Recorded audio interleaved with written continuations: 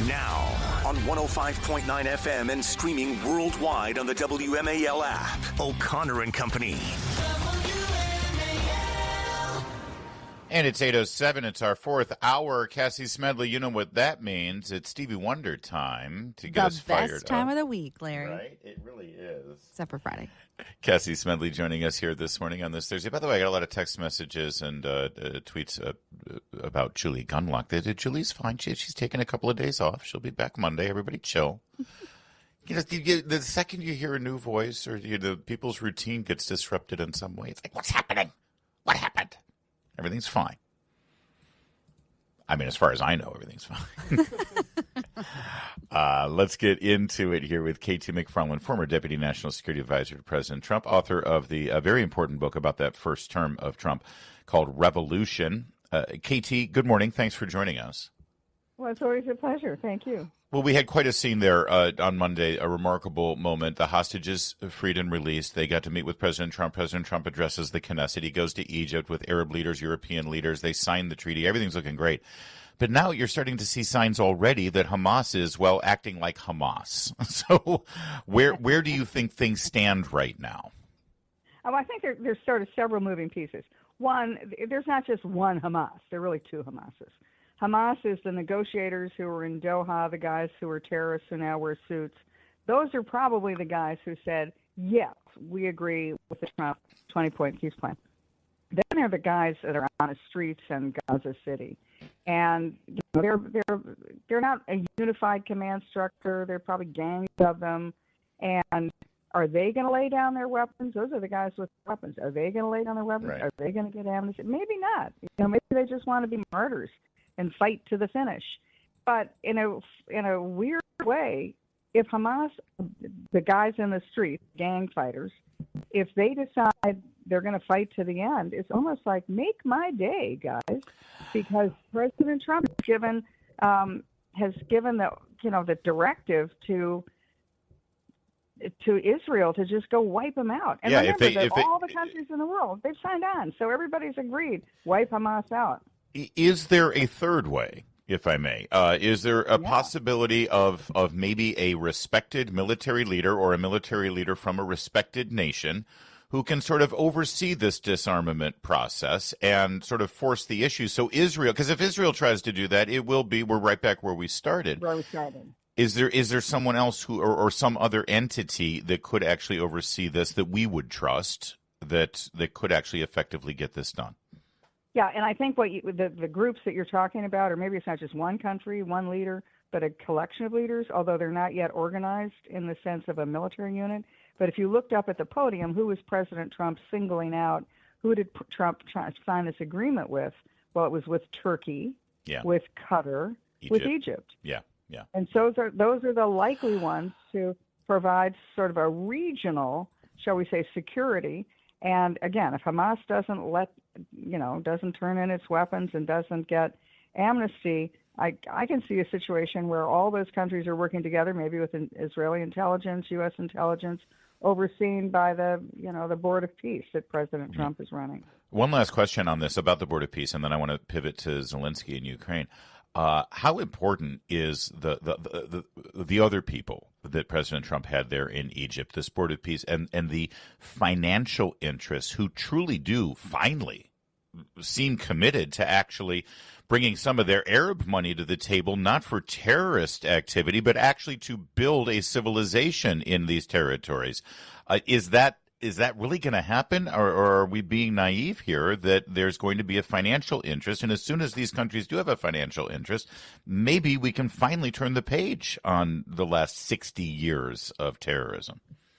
This was the brilliance of the 20-point peace plan, because not only did it drive a wedge between all those countries and Hamas, they're no longer supporting Hamas, but it drove a wedge between Hamas and the Palestinian people because of what you've just said. It's the day after plan. They're all going to invest. They're going to provide security. And so the Palestinian people, they can't wait to get rid of Hamas, right? Because they have a bright and rosy future as long as Hamas is gone. Will those countries step up with the money? Absolutely. They've already seen with the Abraham Accords the massive economic success of trade with Israel. So they could, with credibility, they could walk in and say, "Listen, we've done this before, and look at the benefits. Let's just go. It's time for Gaza, West Bank, maybe, and maybe we'll actually see some progress." All right, quickly, I keep saying next week Zelensky's because time is moving so fast right now, Katie. It's tomorrow. Tomorrow, Volodymyr Zelensky will be coming here. This is after it appears as though President Trump has lost patience with Putin and the Russians because of broken promises and failed progress. And this comes at a moment where President Trump has never had more clout and credibility and gravitas on the world stage. So what happens now with Ukraine? Now, the great thing about Trump is he's very good at using carrot and stick at the same time. So what happened in Egypt and Sharm el-Sheikh is that if you're Vladimir Putin, you're looking and thinking, whoa, where am I in all this? I thought I was a player in the Middle East. I'm a nobody. And so how does he get back on the global stage as an important leader? Well, there's only one route, and that's the route with President Trump. I think what will happen is Zelensky will make the case, I want Tomahawk missiles, I want intelligence. I'm willing to share drone technology, which Ukraine has developed. Part of the deal is going to be U.S. isn't going to pay. Remember, we're not paying in the Middle East. We're not going to pay in Europe. We're America first, so it's got to be the NATO countries who step up to pay. Another thing two of them will talk about is how do they pressure the NATO countries who are still buying oil and gas from Russia, crazy as that seems. How do we put pressure on them to cut that and maybe buy American oil and gas instead? But how do we get Europe lined up? So there are three things Trump's got to do. He's got to line up the Ukraine, and it looks like he's gotten that pretty well. The second thing he's got to do is line up the Europeans. Yep, they're paying more for weapons that they're giving. They're footing the bill for Ukraine, but they've got to get off oil and gas that they're paying to Russia.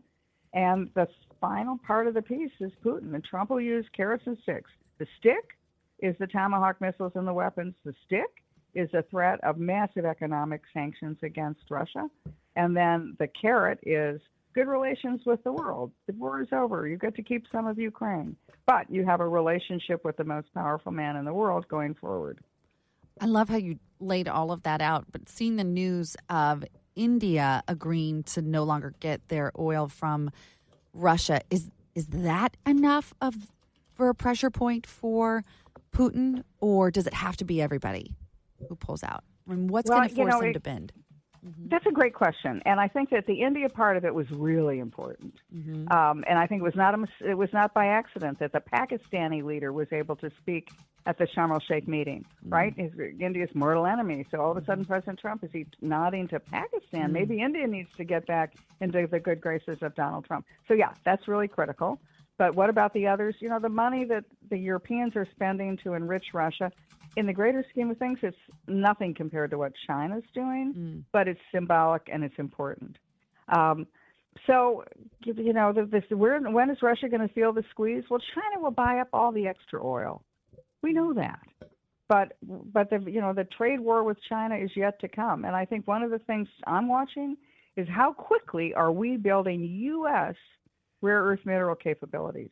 How quickly are we replacing China in the essential supply chain of what we need? Because once we get there, then the trade war is one that we can win and win pretty significantly. So there are a lot of moving parts. You know, as Larry said, time is coming at us really fast, one thing after another. It is, and Trump seems to have a good handle on it. For crying not loud, he got Hamas and the Israelis to agree to a deal, and both sides acted like they had won. Now it looks like he's about to make a power move with Ukraine and Russia. In all the meantime, he's got the China thing going on in the background. It's almost like the failure of Chuck Schumer and the Democrats to reach a deal with Trump. It's kind of their fault, not Trump's fault. It's like Trump can get the Hamas to the table, but he can't get Chuck Schumer to just keep the government funded. Who's at fault here? Look, Trump is playing 3- and 5-dimensional chess. These other guys, they haven't even figured out where the checkerboard is. With Chuck Schumer, I mean, look, what is the Democratic Party? I mean, if you look at it, if we were watching this in a made-for-TV series, we would be laughing. Because the Democrats, who do they have? They have a bunch of 80-year-old old guys who, can't figure out some new way to do business. And then we've got a lot of really crazy young ones, including the person who's probably going to become mayor of my city, New York. They have nothing. And then what do the Republicans have? Success after success after success. KT, with 30 great leaders. It's time to move on to New York. I think it's finally time. You know what? I can find you some nice waterfront property in Annapolis. I know how much you would love that. Go Navy. Speed Army. Thank you, KT. Real soon. WMAL, making sense of the news. Live from the Home Paramount Pest Control Studios. Home Paramount, the leader in pest control since 1939. Your next $1,000 could be one text away. It's $5K a day on WMAL. I've noticed something over the last couple of years. Democrats love raising the January 6, 2021 incident on Capitol Hill when they need to blunt any attacks or any criticism of their tendency to encourage violence and riots and mayhem in the streets. They say, oh, but January 6th, January 6th. They love raising January 6th, except when called out on their own hypocrisy and failures of January 6th. Let me give you an example. You'll remember that Nancy Pelosi was caught live in the moment on January 6th in her limousine, fleeing the Capitol, lamenting about the fact that she had failed to get the National Guard there, that she had failed to make sure that law enforcement had reinforcements that day. And reminding you again, President Trump pre-authorized the National Guard to come in. All the mayor and the speaker had to do was ask for it. Here's cut 27. They thought that they had sufficient resources. No, there's not a question of how they have, but they don't know. They clearly didn't know, and I take responsibility for not having them just prepare for more. That's right. I take responsibility. You could barely hear it through her pandemic mask, but that's what she said. And, of course, I'll remind our listeners that we had former Chief of the Capitol Police, Stephen Sundon, regularly on this program. He has testified under oath, although the January 6th committee didn't want to pay any attention to it, where he said, I asked all day. I was asking the Sergeant of Arms, the person who makes these decisions at the Speaker's behalf, please send us the National Guard. We need the National Guard. Give us the National Guard. And he was told no because the Speaker's office was concerned about the optics. Okay? So that brings us to yesterday. Speaker Pelosi doing one of these little grandstanding shows about the government shutdown, and she's asked by a reporter, are you concerned that the events of January 6th are now being looked at by a new committee in the House and by the Justice Department? Are you concerned that you might be held liable for what happened that day because of the National Guard? Listen to what happened. Cut 26. Congresswoman Pelosi, are you at all concerned that the new January 6th committee will find you liable for that day? Are you at all concerned about the new January 6th committee finding you liable for that day? Why did you refuse the National Guard on January 6th? Shut up. I did not refuse the National Guard. The president didn't send it. Why are you coming here with Republican talking points as if you're a serious journalist? The American people want to know. We still have questions. Thank you. Wow. That's unhinged. Mm-hmm. That Cassie, that doesn't sound like somebody who feels pretty good and confident with the facts of this case. Right. Does it? She struck a nerve. There's something there. Shut up, Larry. Yeah, exactly. Who does that? Wow. That's wow.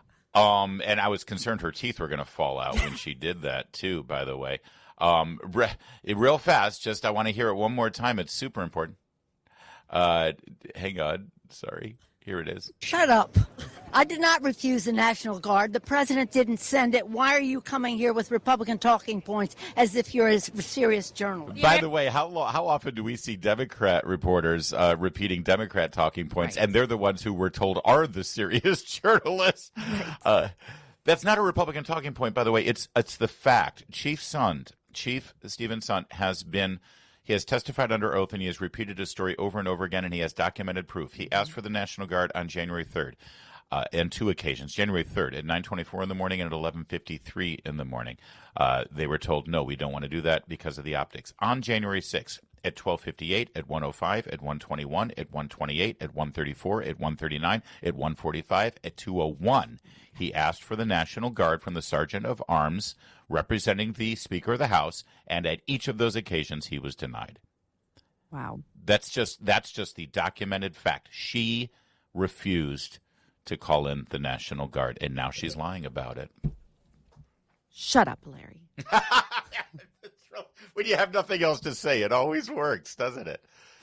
But here's the issue. I thought Democrats loved talking about January 6th. I thought this is their go-to topic. And now, suddenly, we want to talk about January 6th, and we get what now? Shut up. Okay. It's 8:23. All right, it's 8:30. Coming up on O'Connor and Company, we're going to give you some highlights of some town halls last night, NewsNation and Bernie and AOC. Keep it here. WMAL-FM, Woodbridge, Washington, a Cumulus media station. Making sense of the news. News Talk 105.9. News now. Now on 105.9 FM and streaming worldwide on the WMAL app. O'Connor and Company. It's 8:37. It's O'Connor and Company. Thanks for tuning in here to our extravaganza. Coming up in 30 minutes, it's the Chris Plant Show. Happy to have Cassie Smedile here with us all morning long. Good morning, Cassie. Good morning, Larry. Great to be with you. We had competing town halls yesterday. CNN booked AOC and Bernie Sanders, hosted by Caitlin Collins. So you know that was fair and balanced. It had all to do with the government shutdown and the socialist case for, everything, actually. You know what? I don't really want to waste people's times or make their eardrums bleed by listening to too much of it. But let me this one clip is really all you need to know about the town hall. Of his leadership. But are you saying that Senator Schumer should not be worried about a primary challenge from you? I mean, no. Let me jump in on this one. This is what we're talking about. That's exactly what we're talking about. This is what we're talking about. You have a country that is falling apart. We had a housing crisis, a healthcare crisis, an education crisis, massive income and wealth inequality, a corrupt campaign finance system, and the media says, "Oh, you're going to run. What are you going to run for?" Nobody cares. There you go. You know, when you get an old socialist screaming at you and yelling at you and calling the media biased and unfair, that tells you a little bit about how it went. And by the way, I love AOC, because she was saying, so are you going to primary Chuck Schumer? Is he really just doing this because he's afraid that you're going to primary him? And the answer is yes. That's exactly why Chuck Schumer is doing this. Because in March, Chuck Schumer went ahead and passed the continuing resolution, and he got attacked. And that's when AOC was threatening to primary. And so now he's doing what AOC wants. And here's AOC and Bernie Sanders saying, how dare you ask politicians about politics? How dare you? Oh, this is part of the problem here. Are you kidding me? Unfair media. But, I also love this default Hillary, Kamala, now AOC, just doing these cackle laughs whenever they don't want to directly answer a question. That's rough. The default. Really rough stuff. Now, over on NewsNation, they had a very different kind of town hall. First of all, it was live from the Kennedy Center, and I think it's kind of cool that the Kennedy Center is making themselves available for this kind of thing. And it was very, very well represented on both sides of the equation. You had Democrats and Republicans and media figures. You had people from all political stripes, all there engaging, including John Fetterman for the Democrats. You had Congressman Tim Burchett for Republicans. You had Border Czar Tom Homan there. You had Bill O'Reilly there. I mean, it was and Stephen A. Smith was there, ESPN host. It was really actually an interesting and engaging conversation. And here's Bill O'Reilly with a Democrat from Pennsylvania, Congresswoman Madeline Dean, specifically about health care for illegal immigrants and how Oregon state budget does exactly that. Take a listen to this exchange, cut 29. The state of Oregon is spending $1.5 billion for the years 25, 26, 7 to give free health care to undocumented migrants. In the same budget, the state police get 50% less than that. There is a deep suspicion on the part of the Republican Party that the health care system is being gamed. It's a con, okay? And that all of this money going into Obamacare is being used by the blue states to do things they're not supposed to do. Madeline, is it a shell game? Wait. Here's the question. That's not the law, and that is not true. But the stats are the stats. Oregon said we are going to spend $1.5 billion to give health care. We're the federal government. The federal government does not allow that. Democrats have said there's no money going, and that's not true. So you know where the money goes? 2.5 Democrats. Emergency care. Wait, Congresswoman. And let her answer the question. It's a Ronald Reagan bill. Health care for those who come into our emergency room that they don't die. It's not emergency room. Triaged. It's not emergency room. You're talking about These Oregon. are subsidies. We're the federal government. Yeah, it's not emergency room care. It is shell game. O'Reilly was right on that, calling him out. You keep saying, and she keeps parroting the same talking point. Well, it's, no, it's against the law to give health care. But the states are doing it, and you're funding the states, and then they, money is fungible, and they play a shell game with the money. And you've got, 8 or 11 states right now run by Democrats who are giving health care. And it's not emergency room health care. It's full-on health care for free to illegal immigrants. And they're demanding more Medicare subsidies and funding from the federal government because they're going bankrupt for doing just that. Mm-hmm. Never mind the fact that, remember when Savannah Guthrie asked the only good question of her life, and she asked Democrats running for president, would you give health care to illegals? And they all raised their hands. This is the Democrats' play. That's right. They just don't want you to see the game that they are playing and how they are taking advantage of laws, skirting laws, turning a blind eye to laws. All of that is what they don't want you to see. But make no mistake about what they are wanting to do and are doing. And the talking point of all the Democrats and the leadership in Washington, D.C. is absolutely not. There is no money going to illegal immigrants for their health care. It's against the law. It's against the Affordable Care Act. It's against federal law. That is not what this is about. But then when you flipped over to CNN and you heard AOC, who I guess didn't realize people were watching, she was asked the same question. Listen to Cut 30. But can I ask you on this to follow up? Because you said that it is federal law that people, undocumented immigrants, can't get Medicare, Medicaid, the Obamacare subsidies. Do you believe that should be the law, though? Or do you think undocumented immigrants should have access to federally funded health care? I believe personally that health care is a human right. I believe that every person should be able to go to the doctor. But I believe that right now, federal law is the federal law. Exactly. So thank you. It's what they want. And by the way, they get what they want by playing this game with the money. Mm-hmm. So she can't help herself by saying that. When you use rhetoric like healthcare is a human right, how do you think that's going to end up if you're in charge of the money from the federal government and you create a federal health care law that is supposed to provide health care for the people in this country? That means everyone in this country. That's what they want. That's what they've always wanted. It's always been the case. All right, we've got more. I'm sorry. I'm jabbering here, and I want to get Cassie in here. And we will in a second. First, though, it's 8:43. This afternoon on the Derek Hunter Show, how sad is it that the President of the United States has to justify fighting crime in the United States of America? From Democrats. We'll talk about it at 3 o'clock on WMAL. All right, let's turn the channel back over to NewsNation, where, again, they had a much more dynamic panel with multiple voices. And here's John Fetterman, United States Senator, asked about the government shutdown and the so-called health care crisis that we're about to get hit with. Cut 35. And it's the wrong thing for the country in a period of chaos. I refuse to vote to shut our government down. I absolutely would love to have...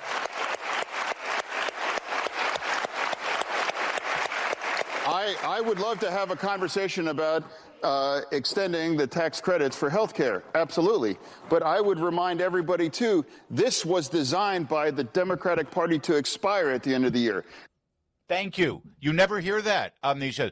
These subsidies that are COVID-era subsidies that end up making the health insurance companies richer because the Affordable Care Act was really a boondoggle for insurance companies, and it broke the system even worse than it was before the Affordable Care Act made it even more unaffordable. But the deadline here for the subsidies to expire was written by Democrats when they had the majority. And they're the ones who are screaming that Republicans are letting this happen. No, it was their law, Cassie Smedile. Mm-hmm. But isn't that the Democrats' game all the time? We're going to put a sunset on these things, but we're going to get so many people hooked on this government program or reliant on it. That's right. That then you're the bad guy if you actually want to do what it was supposed to do in the first place. You're the bad guy. One other really fun moment, Stephen A. Smith is there, and they have a discussion about the peace deal. Listen to this exchange, Cut 36. Do you think Harris could have gotten a deal with Hamas? Well, I mean, you brought up a good point.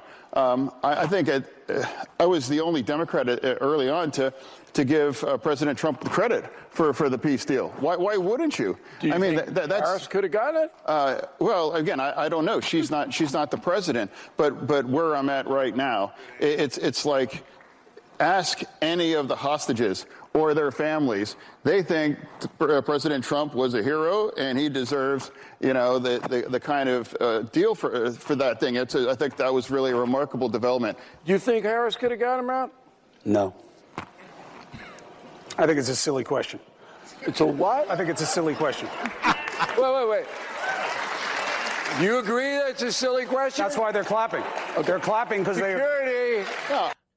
That was Stephen A. Smith with just a flat-out no. Mm-hmm. Chris Cuomo, on the other hand, it's a silly question. Yeah, it's a silly question because Cuomo doesn't want to say anything that'll anger the Democrat establishment. It's 8:52.